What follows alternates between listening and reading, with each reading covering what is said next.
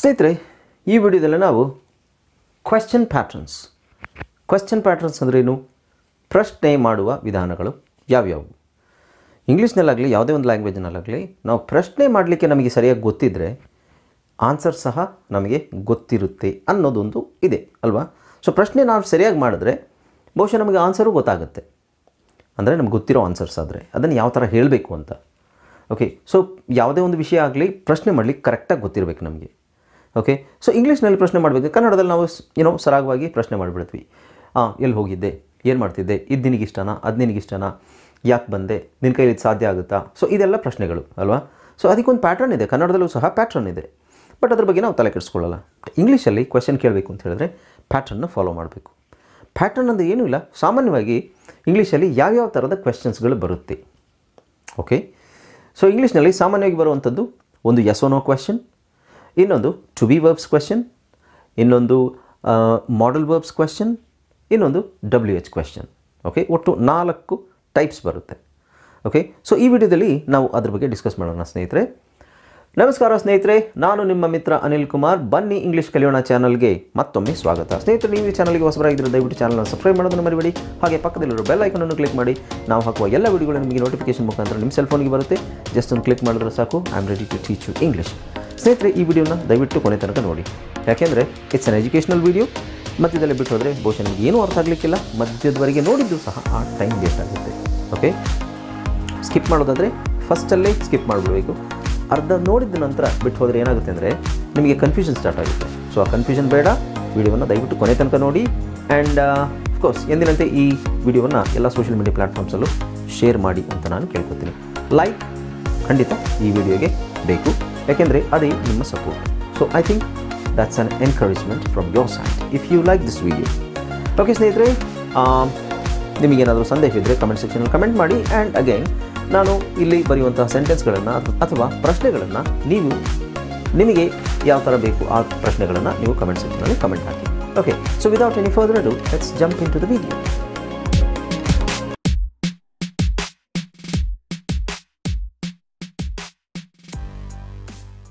Hello friends, ಇದೊಂದು ವಿಶೇಷ ಸೂಚನೆ. ನಮ್ಮಲ್ಲಿ ಇದೀಗ ಆನ್ಲೈನ್ ಇಂಗ್ಲಿಷ್ ಕೋರ್ಸ್ನ ಹೊಸ ಬ್ಯಾಚ್ ಶುರುವಾಗಿದೆ. ನೀವು ಎಲ್ಲೂ ಹೊರಗಡೆ ಹೋಗಿ ಇಂಗ್ಲಿಷ್ ಕಲಿಯುವ ಅವಶ್ಯಕತೆ ಇಲ್ಲ. ಮನೆಯಲ್ಲಿ ಆರಾಮಾಗಿ ಕೂತ್ಕೊಂಡು ಯಾವುದೇ ಮುಜುಗರವಿಲ್ಲದೆ, ಏನೂ ಟೆನ್ಷನ್ ಇಲ್ಲದೆ ನೀವು ಆರಾಮಾಗಿ ಇಂಗ್ಲೀಷನ್ನು ಕಲಿಬಹುದು. ಓದಲಿಕ್ಕೆ, ಬರೀಲಿಕ್ಕೆ ಮತ್ತೆ ಮಾತಾಡಲಿಕ್ಕೆ ಕಲಿಬಹುದು. ನಿಮಗೆ ಇಂಗ್ಲೀಷಲ್ಲಿ ಏನೂ ಗೊತ್ತಿಲ್ಲ ಅಂತ ತಿಳ್ಕೊಳ್ಳಿ, ABCD ಸಹ ನಿಮಗೆ ಓದಕ್ಕೆ ಬರಲ್ಲ. ABCD ಓದಲಿಕ್ಕೆ, ಬರೀಲಿಕ್ಕೆ ಮತ್ತು ಮಾತಾಡಲಿಕ್ಕೆ ನಾವು ನಿಮಗೆ ಕಲಿಯಲು ಸಹಾಯ ಮಾಡಿಕೊಡುತ್ತೇವೆ. ಓಕೆ, ಮಕ್ಕಳು, ದೊಡ್ಡವರು, ಕೆಲಸಕ್ಕೆ ಹೋಗೋರು, ಮನೆಯಲ್ಲಿರೋರು ಯಾರು ಬೇಕಾದರೂ ನಮ್ಮ ಕೋರ್ಸನ್ನು ಜಾಯ್ನ್ ಆಗ್ಬೋದು. ಇದಕ್ಕೆ ವಯಸ್ಸಿನ ವಯೋಮಿತಿ ಇರುವುದಿಲ್ಲ. ಹಾಗಾದರೆ ಸ್ನೇಹಿತರೆ, ತಡ ಯಾಕೆ, ಈ ಕೂಡಲೇ ನಿಮ್ಮ ಫೋನನ್ನು ತೆಗೆದುಕೊಳ್ಳಿ ಆ್ಯಂಡ್ ಕೆಳಗಡೆ ಕೊಟ್ಟಿರುವಂತಹ ಸೆಲ್ ಫೋನ್ ನಂಬರ್ಗೆ ಕಾಲ್ ಮಾಡಿ ನಿಮ್ಮ ಹೆಸರನ್ನು ರಿಜಿಸ್ಟರ್ ಮಾಡಿಕೊಳ್ಳಿ. ಸ್ನೇಹಿತರೆ, ಈಗ ನಾವು ಇಂಗ್ಲೀಷ್ನಲ್ಲಿ ಸಾಮಾನ್ಯವಾಗಿರುವಂಥದ್ದು 4 kinds of questions are types of questions. One is yes or no question, first one. Okay, ಹೌದು ಅಥವಾ ಅಲ್ಲ. ಇನ್ನೊಂದು be verbs question, be verbs questions. ಹೇಳ್ತೀನಿ ಅದು ಏನು ಅಂತ. ಮೂರನೇದು ಯಾವುದು, WH ಕ್ವೆಶ್ಚನ್ಸ್. ಆ್ಯಂಡ್ 4ನೇದು ಯಾವುದು, ಮಾಡಲ್ ವರ್ಬ್ ಕ್ವೆಶ್ಚನ್.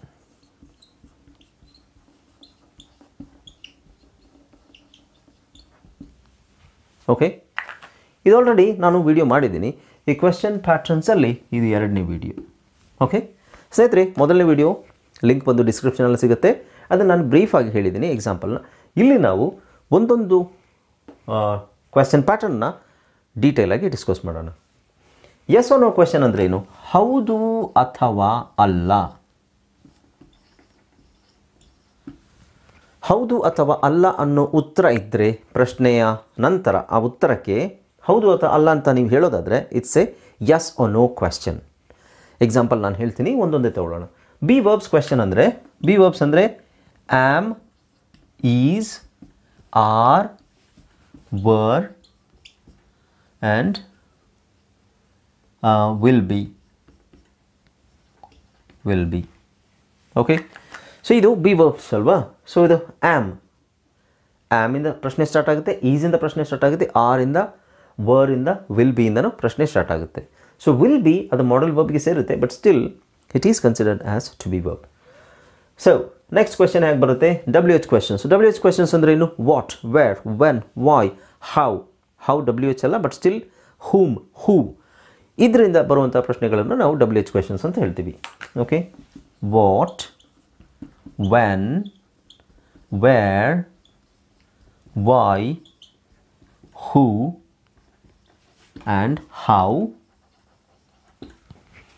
ಓಕೆ ಸ್ನೇಹಿತರೆ, ಇದು ಒಂದೊಂದು ನಾವು ಸಪ್ರೇಟಾಗಿ ಎಕ್ಸ್ಪ್ಲನೇಷನ್ ಇರುತ್ತೆ ನಿಮಗೆ. Modal verbs questions. ಮಾಡಲ್ ವರ್ಬ್ಸಲ್ಲಿ can you say something, or could you please tell me that, or would you like to have coffee, should you go there, or should I go there, must I go there, must, may I come in, might. Okay, ಮೈಟನ್ನು ಸಹಿತ ನಾವು ಪ್ರಶ್ನೆಯಲ್ಲಿ ಬಳಸ್ತೀವಿ. Okay ಸ್ನೇಹಿತರೆ, ಫಸ್ಟಿಗೆ ನಾವು ಇದು ತಗೊಳ್ಳೋಣ, yes or no question. Yes or no ಕ್ವೆಶ್ಚನ್ನ ಸ್ವಲ್ಪ ಡೀಪಾಗಿ ತಗೊಳ್ಳೋಣ. ಓಕೆ ಸ್ನೇಹಿತರೆ, yes or no question. So ಅದು ಆನ್ಸರ್ ಅದಕ್ಕೆ ಹೌದು ಅಥವಾ ಅಲ್ಲ ಇರಬೇಕು. ಓಕೆ, ಸೊ ಫಸ್ಟ್ ಕ್ವೆಶ್ಚನ್ ಸುಮ್ಮನೆ ಸಿಂಪಲ್ಲಾಗಿ ತಗೊಳ್ಳೋಣ. Do you like cricket? ಏನು ಬೇಕಾದ್ರೆ ಆಗ್ಬೋದು. Do you like cricket? ನೀನು ಕ್ರಿಕೆಟ್ನ ಇಷ್ಟಪಡ್ತೀಯಾ? ಸೊ ಆನ್ಸರ್ ಇದರಲ್ಲಿ ಎಸ್. ಇಲ್ಲಿ ನೋಡಿ, ಲೈಕ್ ಅನ್ನೋದು ವರ್ಬ್, ರೈಟ್? ಸೊ ಎಸ್, ನಿನಗೆ ಇಷ್ಟ ಇದ್ದರೆ ಎಸ್ ಐ ಲೈಕ್ ಕ್ರಿಕೆಟ್, ಅಥವಾ ನೋ ಐ ಡೋಂಟ್ ಲೈಕ್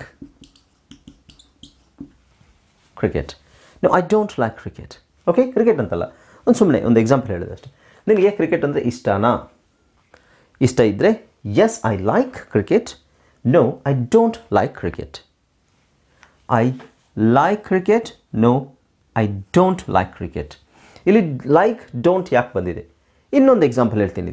ಇಲ್ಲಿ ಎಸ್ ಆರ್ ನೋ ಕರೆಕ್ಟಾಗಿ ಅರ್ಥ ಮಾಡ್ಕೊಳ್ಳಿ. Yes or no. ಈಗ ಇದು ಫಸ್ಟ್ ಪರ್ಸನ್, ಇದು ಡೂ ಯು, ನಿಮ್ಮನ್ನು ಕೇಳ್ತಾ ಇದ್ದೀನಿ, ನಿನ್ನನ್ನು ಅಥವಾ ನಿಮ್ಮನ್ನು. ಬಟ್ ಅವಳಿಗೆ ಅಥವಾ ಅವನಿಗೆ does he like cricket? Does he like cricket?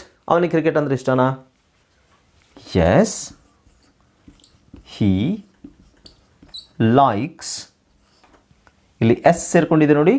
Yes, he likes cricket. Yes, he likes cricket. ಹೌದು, ಅವನಿಗೆ ಕ್ರಿಕೆಟ್ ಅಂದರೆ ಇಷ್ಟ. ಅವನಿಗೆ ಒಂದು ವೇಳೆ ಆತನಿಗೆ ಕ್ರಿಕೆಟ್ ಅಂದರೆ ಇಷ್ಟ ಇಲ್ಲ, ಫುಟ್ಬಾಲ್ ಅಂದರೆ ಬಹಳ ಅಚ್ಚುಮೆಚ್ಚು, ಹೇಗೆ ಹೇಳ್ತೀರಾ? ನೋ, ಹಿ. ಇಲ್ಲಿ ಲೈಕ್ಸ್ ಇರೋದೇನಾಗುತ್ತೆ, ನಾವು ಡಸ್ ಅಂತ ಕೇಳಿರ್ತೀವಲ್ಲ. ಓಕೆ, ಡಸ್ಸಿಗೆ ನಾವು ಪ್ರಶ್ನೆ ಏನಿದೆ? Does he like cricket? So no, he doesn't. Doesn't ಇಲ್ಲಿ ಲೈಕ್ ಆಗುತ್ತೆ, ಇಟ್ಸ್ ನಾಟ್ ಲೈಕ್ಸ್ ಆಗಲ್ಲ. Again, he likes football.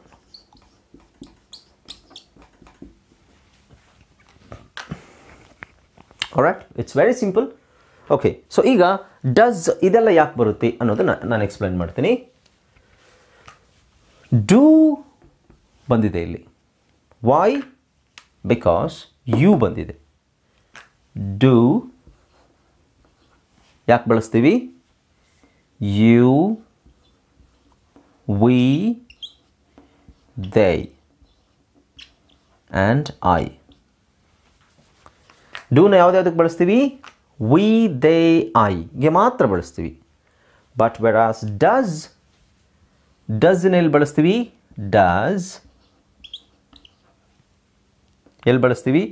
He, she,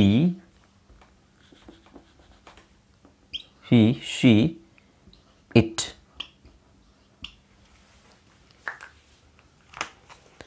do, does. Do ಡಸ್ನ ಎಲ್ಲಿ ಬಳಸ್ತೀವಿ? Do you, do we, do they, do I. Does he, does she, does it. Example ತಗೊಳ್ಳೋಣ. ಈಗ example ಏನಾಗುತ್ತೆ ನೋಡಿ. Do you speak English?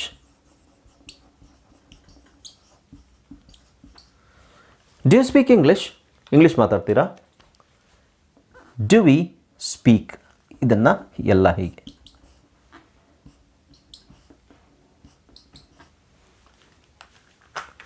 Do you speak English? ನೀವು English ಮಾತಾಡ್ತೀರಾ? Do we speak English? ನಾವು ಇಂಗ್ಲೀಷ್ ಮಾತಾಡ್ತೀವ? Do they speak English? ಅವ್ರು English ಮಾತಾಡ್ತಾರಾ? Do I speak English? ನಾನು ಇಂಗ್ಲೀಷ್ ಮಾತಾಡ್ತೀನಾ? ಸೊ ಅದಕ್ಕೋಸ್ಕರ we are using do. But ಇಲ್ಲಿ ಸ್ಪೀಕ್ ಅಂತ ಹಾಕೊಳ್ಳೋಣ.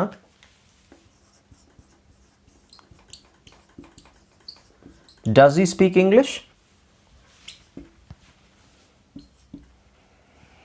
Okay.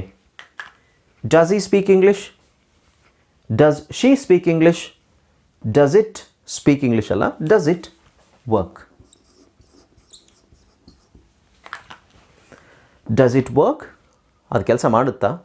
Does he speak English? Does she speak English? Does it work? ಅದು ಕೆಲಸ ಮಾಡುತ್ತಾ? Okay, so it's quite interesting, right? ಇಲ್ಲಿ ನೋಡಿ, do and does. ಸೊ ಈಗ ನಿಮಗೆ ಪ್ರಶ್ನೆ ಮಾಡೋದು ಗೊತ್ತಾಯಿತು. ಅದರಲ್ಲಿ ಒಂದು ಪಾರ್ಟ್ ಅಷ್ಟೇ ನಾವು ತೊಗೊಂಡ್ರಿ, ಎಸ್ ಓ ನೋ ಕ್ವೆಶ್ಚನ್. ಪ್ರಶ್ನೆ ಹೇಗೆ ಮಾಡೋದು ಅಂತ ಗೊತ್ತಾಯಿತು. ಏನನ್ನು ಬಳಸಿ? Do and does. ಡು ಎಲ್ಲಿ ಬಳಸ್ತೀವಿ? You, we, they, I. Does ಎಲ್ಲಿ ಬಳಸ್ತೀವಿ? He, she, it. ಇದು ನೆನ್ಪಿಟ್ಕೋಬೇಕು. Okay, S. ಈಗ ಇದರಲ್ಲೇ ನಾವು ಏನು ಮಾಡೋಣ ಅಂದರೆ, okay, does he, she, it. He ಅಂದ್ರೇನು? ಅವನು. ಶಿ ಅಂದ್ರೇನು? ಅವಳು. ಇಟ್ ಅಂದ್ರೇನು? ಅದು. ಇಲ್ಲಿ ಗೊತ್ತಾಯ್ತಲ್ಲ ಸ್ನೇಹಿತರೆ. ಡು ಯು ಅಂದರೆ ನೀನು, ನೀವು, ಆ್ಯಂಡ್ ವಿ ಅಂದರೆ ನಾವು, ದೇ ಅಂದರೆ ಅವರು, ಐ ಅಂದರೆ ನಾನು. Okay, yeah. ಈಗ ಇದನ್ನು ನಾವು ನೆಗೆಟಿವ್ ಮಾಡೋಣ. ಸೆಂಟೆನ್ಸ್ ಇದು ಪಾಸಿಟಿವ್, ಇಟ್ಸ್ ಕ್ವೆಶ್ಚನ್ನೇ ಪಾಸಿಟಿವ್ ಆಗಿದೆ. Does he like cricket? ಅವನು ಕ್ರಿಕೆಟ್ನ ಇಷ್ಟಪಡ್ತಾನಾ? ಇಲ್ಲಿ ಡಸ್ ಹಿ ಸ್ಪೀಕ್ ಇಂಗ್ಲೀಷ್? ಅವನು ಇಂಗ್ಲೀಷ್ ಮಾತಾಡ್ತಾನಾ? ಇಲ್ಲಿ ನಾವು ನೆಗೆಟಿವ್ ಹೇಗೆ ಮಾಡೋದು? Doesn't he speak English? Doesn't he speak English? ಅವನು ಇಂಗ್ಲೀಷ್ ಮಾತಾಡಲ್ವಾ? ಅವನು ಇಂಗ್ಲೀಷ್ ಮಾತಾಡ್ತಾನಾ? ಬೇರೆ. ಅವನು ಇಂಗ್ಲೀಷ್ ಮಾತಾಡಲ್ವಾ? Doesn't he speak English? Doesn't she speak English? ಅವಳು ಇಂಗ್ಲೀಷ್ ಮಾತಾಡಲ್ವಾ? Doesn't it work? ಅದು ವರ್ಕ್ ಆಗಲ್ವಾ? So look at this. Positive question ಇದೆ, ನೆಗೆಟಿವ್ ಕ್ವೆಶ್ಚನ್ ಇದೆ. Both are interrogative. ಎರಡು ಪ್ರಶ್ನಾರ್ಥಕನೇ, ಬಟ್ ಅದರಲ್ಲಿ ಪಾಸಿಟಿವ್ ಇದೆ, ನೆಗೆಟಿವ್ ಇದೆ. ಓಕೆ, ಆನ್ಸರ್ ಸಹ ಇಲ್ಲಿ ನೆಗೆಟಿವ್ ಪಾಸಿಟಿವ್ ಇದೆ ನೋಡಿ. Do you like cricket? Yes, I like cricket. No, I don't like cricket. ಇಲ್ಲಿ ಪಾಸಿಟಿವ್ ನೆಗೆಟಿವ್ ಹೇಗಾಗುತ್ತೆ? ಅಲ್ಲ, ಇಲ್ಲಿ ನೆಗೆಟಿವ್, ಇಲ್ಲಿ ಎಂಟಿ ಸೇರಿಸ್ತೀವಲ್ಲ. Don't you speak English? ನೀನು ಇಂಗ್ಲೀಷ್ ಮಾತಾಡಲ್ವಾ? Don't we speak English? ನಾವು ಇಂಗ್ಲೀಷ್ ಮಾತಾಡಲ್ವಾ? ನಮ್ಗೆ ಅಷ್ಟು ಗೊತ್ತಿಲ್ವಾ? Don't they speak English? ಅವರು ಇಂಗ್ಲೀಷ್ ಮಾತಾಡಲ್ವಾ? Don't I speak English? Don't I speak English? See, I don't speak English ಇದು ಉತ್ತರ. ವಿ ಡೋಂಟ್ ಸ್ಪೀಕ್ ಇಂಗ್ಲೀಷ್ ಇದು ಉತ್ತರ. Do we speak English or don't we speak English? ಇವೆರಡು ಪ್ರಶ್ನೆ. ಪ್ರಶ್ನೆಯಲ್ಲಿ ಎರಡು ಥರ ಇದೆ, ಒಂದು ಪಾಸಿಟಿವ್ ಪ್ರಶ್ನೆ, ಇನ್ನೊಂದು ನೆಗೆಟಿವ್ ಪ್ರಶ್ನೆ. ಓಕೆ, ಅದನ್ನು ಕರೆಕ್ಟಾಗಿ ಅರ್ಥ ಮಾಡ್ಕೋಬೇಕು ಸ್ನೇಹಿತರೆ, ಅಲ್ಲಿ ಕನ್ಫ್ಯೂಸ್ ಆಗಬೇಡಿ. It's very important. Doesn't he ಅನ್ನೋದು, ಸ್ಪೀಕ್ ಇಂಗ್ಲೀಷ್ ಅನ್ನೋದು ಅವನು ಮಾತಾಡಲ್ವಾ ಅಂತ ಕೇಳೋದು, ಅಲ್ವಾ?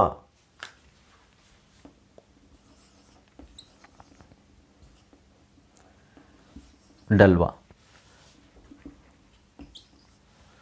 ಮಾತಾಡಲ್ವಾ? ಓಕೆ, ಡಸಂಟ್ ಹಿ, ಡಲ್ವಾ? ಮಾತಾಡಲ್ವಾ? Does he speak? ಮಾತಾಡ್ತಾನಾ? ತಾನಾ, ಡಲ್ವಾ? ಇಲ್ಲಿ ಡೋಂಟ್ ಯು ಸ್ಪೀಕ್ ಇಂಗ್ಲೀಷ್? ನೀನು English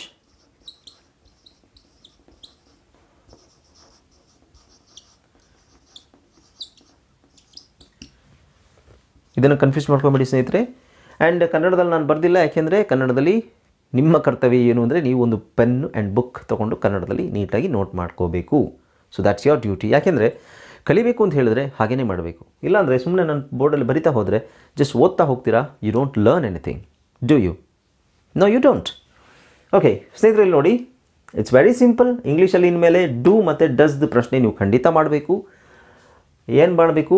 do you like chocolate ಅಂತ ಕೇಳಿ, ಅಥವಾ do you like coffee, do you like anything, ನಿಮ್ಮ ಫ್ರೆಂಡಿಗೆ ಅಥವಾ ನಿಮ್ಮ ಪೇರೆಂಟ್ಸ್ ಹತ್ರ, ನಿಮ್ಮ ಕೊಲೀಗ್ಸ್ ಹತ್ರ, ಯಾರ ಹತ್ರ ಬೇಕಾದರೂ ನೀವು ಡೂನ ಬಳಸಿ. ಡು ಯು ಲೈಕ್, ಡೂ ಅಂದರೆ ಕೆಲವರು ಮಾಡು ಅಂತ ಅನ್ಕೋತಾರೆ,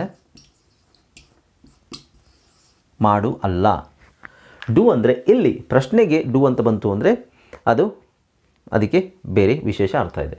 ಬಟ್ ಸ್ನೇಹಿತರೆ ಇಲ್ಲಿ ನೋಡಿ, ಇದರ ಮೀನಿಂಗ್ ನಾನು ಕನ್ನಡದಲ್ಲಿ ಹೇಳಿದ್ದೀನಿ. ಬಟ್ ಇದರ ಟೆನ್ಸ್ ಗೊತ್ತಾ ನಿಮಗೆ? ಯಾವ ಟೆನ್ಸ್ ಇದು? Do you like cricket, tense ಯಾವುದು? This is simple present. So ಹೀಗೆ ನಾವು 12 ಟೆನ್ಸಸ್ನಲ್ಲಿ ಪ್ರಶ್ನೆಗಳನ್ನು ಮಾಡೋದನ್ನು ಕಲಿಬೇಕು. ಬರೀ ನೋಡಿ ಎಸ್ ಆರ್ ನೋ ಕ್ವೆಶನ್ಸಲ್ಲೇ 12 ಟೆನ್ಸಸ್ಸಲ್ಲಿ ಪ್ರಶ್ನೆ ಮಾಡೋದನ್ನು ಕಲಿಬೇಕು. ಆ್ಯಂಡ್ ಅಗೇನ್ ನೆಕ್ಸ್ಟ್ ಯಾವುದು? ಟು ಬಿ ವರ್ಬ್ಸಲ್ಲಿ 12 ಟೆನ್ಸ್ಗಳ ಪ್ರಶ್ನೆಗಳನ್ನು ಮಾಡೋದನ್ನು ಕಲಿಬೇಕು. ಒಟ್ಟು 12 × 4 ಎಷ್ಟಾಯಿತು? 48 topics. Isn't that interesting? Yes, it is. Topic ನಾವು ಜಾಸ್ತಿ ಓದಿದಷ್ಟು ನಮ್ಮ ಇಂಗ್ಲೀಷ್ ಎನ್ಹ್ಯಾನ್ಸ್ ಆಗುತ್ತೆ, ಇಂಗ್ಲೀಷ್ ಇಂಪ್ರೂವ್ ಆಗ್ತಾ ಹೋಗುತ್ತೆ. ಓಕೆ ಸ್ನೇಹಿತರೆ, ಸೊ ಇಲ್ಲಿ ಯಾವುದನ್ನು ಕನ್ಫ್ಯೂಸ್ ಮಾಡ್ಕೊಳ್ಳೋದು ಬೇಡ. ಇದ್ರ ಟೆನ್ಸ್ ಬಂದು ಪ್ರೆಸೆಂಟ್ ಸಿಂಪಲ್ ಅಥವಾ ಸಿಂಪಲ್ ಪ್ರೆಸೆಂಟ್. ಆ ಟೆನ್ಸದು ಮಾತ್ರ ನಾನಿಲ್ಲಿ ಕೇಳಿದ್ದೀನಿ. ಇಲ್ಲಿ ಡಸಂಟ್ ಹೀ ಅಂತ ಕೇಳೋದನ್ನು ಡಿಡಂಟ್ ಹೀ ಅಂತ ಕೇಳಿದ್ರೆ ಅದು simple past. Didn't he or did he ಅಂತ ಕೇಳಿದ್ರೆ ಸಿಂಪಲ್ ಪಾಸ್ಟ್. ಇಲ್ಲಿ did you like yesterday's cricket match, did you like yesterday's cricket match, ನೆನ್ನೆಯ ಕ್ರಿಕೆಟ್ ಮ್ಯಾಚ್ ನಿನಗೆ ಇಷ್ಟ ಆಯಿತಾ? ಸೊ ಅದೆಲ್ಲ ಬಂತು ಫಾಸ್ಟಲ್ಲಿ ಹೋಯಿತು. Okay, so don't get confused with the tenses. And ಇದು ಕ್ವೆಶ್ಚನ್ ಪ್ಯಾಟ್ರನ್ಸ್. ಟೆನ್ಸಸ್ಸಲ್ಲೇ ನಾನು ಕ್ವೆಶ್ಚನ್ಸನ್ನು ಮಾಡಿದ್ದೀನಿ, ಬಟ್ ಅದನ್ನು ಇನ್ನೂ ಸ್ವಲ್ಪ ಬ್ರಾಡಾಗಿ ಪ್ರಶ್ನೆಗಳು ನಾವು ಕೇಳಲಿಕ್ಕೆ ಕಲಿಬೇಕು. ಎಲ್ಲ ಟೆನ್ಸಸ್ಸಲ್ಲೂ, ಎಲ್ಲ ಕ್ವೆಶ್ಚನ್ ಪ್ಯಾಟ್ರನ್ಸಲ್ಲೂ ಪ್ರಶ್ನೆಗಳನ್ನು ನೀವು ಕೇಳೋಕ್ಕೆ ಕಲ್ತ್ರಿ ಅಂತ ಹೇಳಿದ್ರೆ ಐ ಥಿಂಕ್ 65% or 60 to 70% ನೀವು ಇಂಗ್ಲೀಷ್ ಕಲ್ತಂಗೆ. ಓಕೆ, ಸೊ ಹೊರ ಸ್ನೇಹಿತರೆ, ಇಲ್ಲಿವರೆಗೂ ಈ ವಿಡಿಯೋವನ್ನು ನೋಡಿದ ಎಲ್ಲ ಸ್ನೇಹಿತರಿಗೂ ನಾನು ಥ್ಯಾಂಕ್ಸನ್ನು ಹೇಳ್ತಾ ಇದ್ದೀನಿ. Thank you so much for watching my video and hope you enjoyed this video.